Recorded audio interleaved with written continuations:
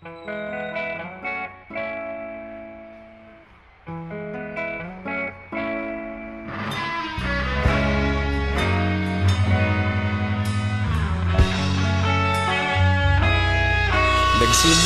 ang lahat sa eskwela, nagsama-samang 12 sa kalokohan at sa tuksuhan, hindi maawat sa isa't isa. Madalas ang standby sa cafeteria, isang barkada na kay saya. Laging may hawak-hawak na gitara, konting udyok lamang kakanta na.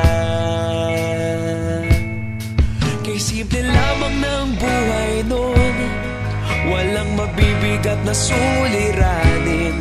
Problema lamang laging kulang ang datong.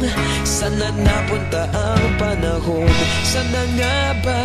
Sana nga ba? Sana napunta ang panahon? Sana nga ba? Sana nga ba? Sana napunta ang panahon? Sa unang ligaw kayo'y magkasama, magkasabwat sa pambobola. Walang sikreto kayong tinatago, okay sarap ng samahang barkada. Nagkawatakan na sa kolehiyo, kanya-kanya na ang lakaran. Kahit minsan na lang kung magkita, pagkakaibigay hindi nawala.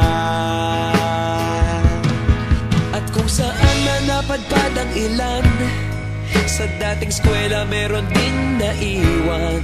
Meron pa ng mga ilang nawala na lang, nakakamiss ang dating samahan. Sana nga ba? Sana nga ba? Sana nga bang barkada ngayon? Sana nga ba? Sana nga ba? Sana nga bang barkada ngayon?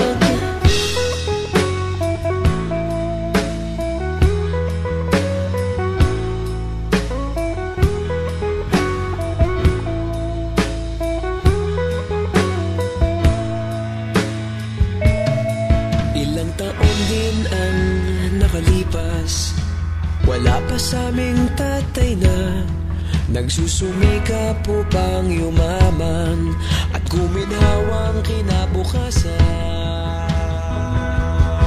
Paminsan-minsan kami nagkikita, mga naiwan at natira. At gaya nung araw namin sa eskwela, pag magkasama'y nagwawala. Napakahirap malimutan ang saya ng aming samahan.